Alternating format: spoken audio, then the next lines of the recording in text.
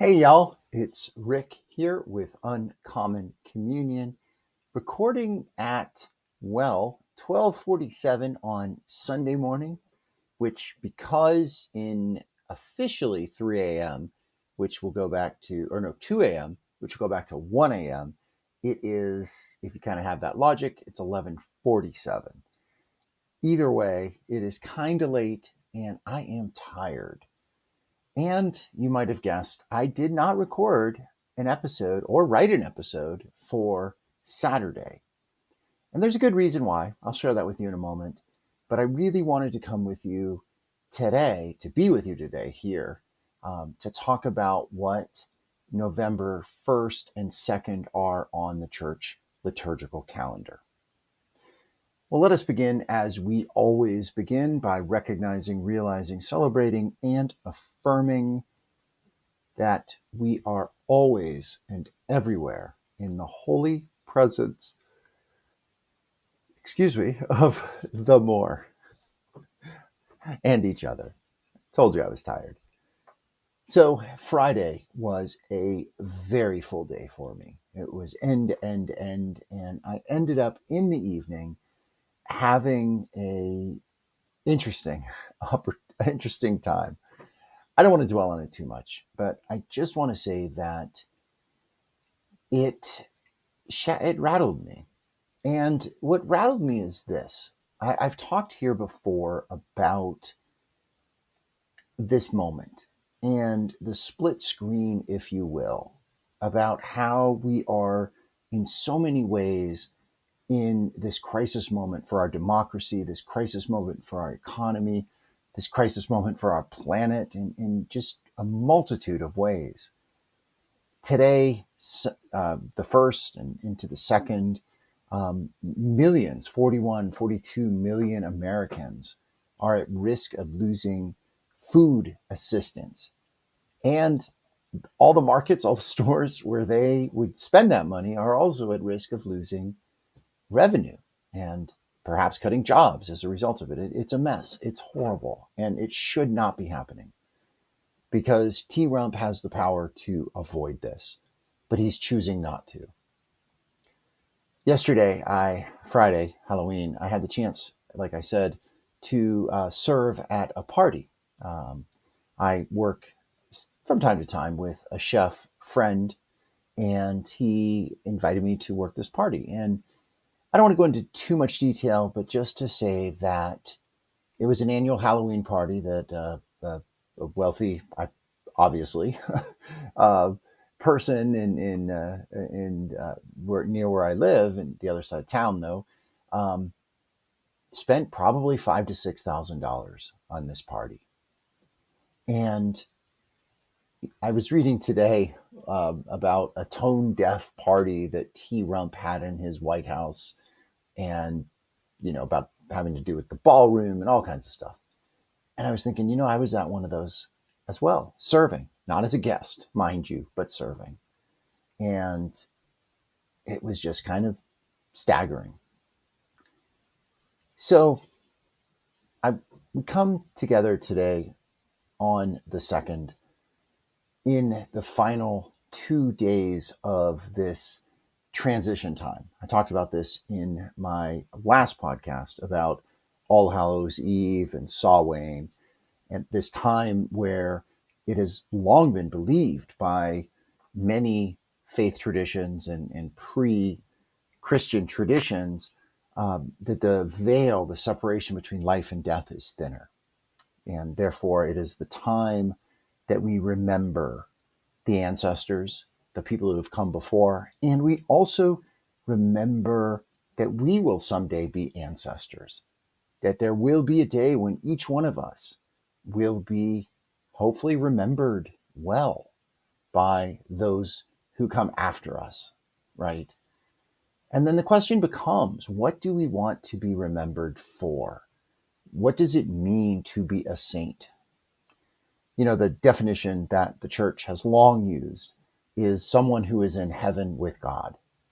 And when the Catholic Church canonizes or beatifies someone, it's just an official good housekeeping seal of approval that they are indeed in heaven with God. because of the life they led, and perhaps there were miracles attributed to them, and so on and so forth. But it comes back to the life they led, how they were in their life.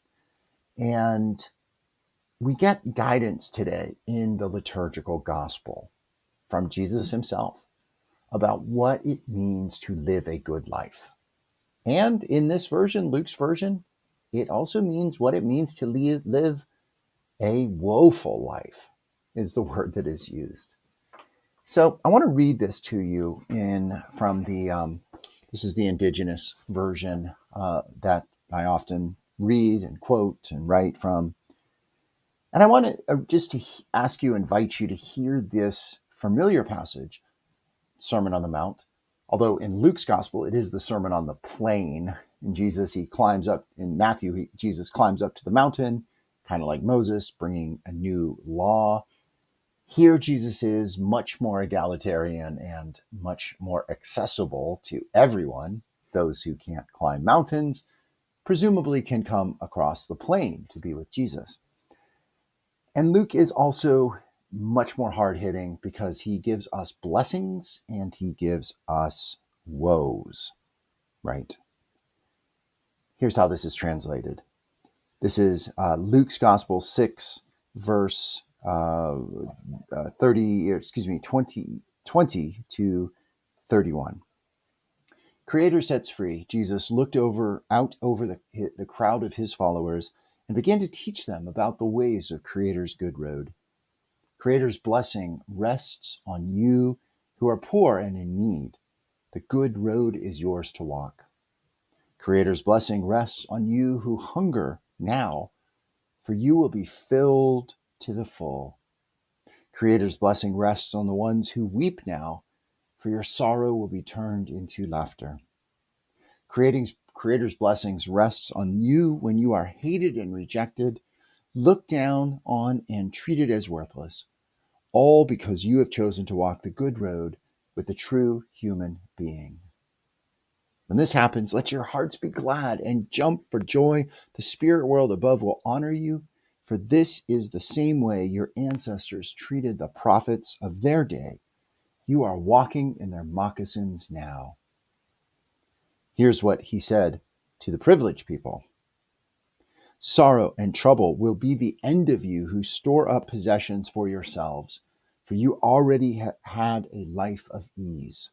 Sorrow and trouble will be the end of you who eat your fill now. You will go hungry later.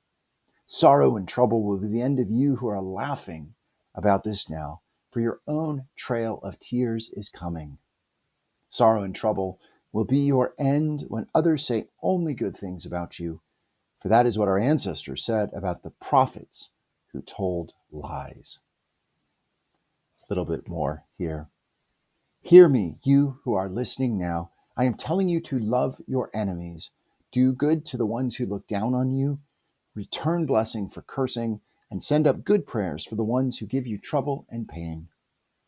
If someone slaps you on the side of your face, show the strength of your heart and offer the other side. In your same way, if a thief takes your coat, give your shirt also. When someone in need asks, do not hold it back. Do what you can to help. If someone takes what is yours, let them keep it. Here is another way to see what I am saying. Help others in the same way you would want them to help you. Wow, there's a lot there. And I think that's it. Two of the four Gospels highlight these words that Jesus almost certainly in some form or another must have said, because, again, two different Gospels are highlighting this. And right there is what it means to follow the way of Christ. Do good, be helpful, love others, and recognize that in the poor, and the poor here is the poor materially, the poor who are hungry, the people who are seeking that food and living assistance, right? And sometimes maybe they've made bad choices. Other times, no. bad luck or a bad economic, unjust system. Regardless, y'all, it is not Christian to be cruel, to put children in cages, to shoot um, gases at peaceful protesters, to threaten other countries, and the list goes on and on and on. The many, many things that we are seeing on a daily basis. But if we believe in what Jesus says, this will change. And especially as Luke's Gospel's version or telling of Jesus says that these people, they will find woe, they will find sorrow.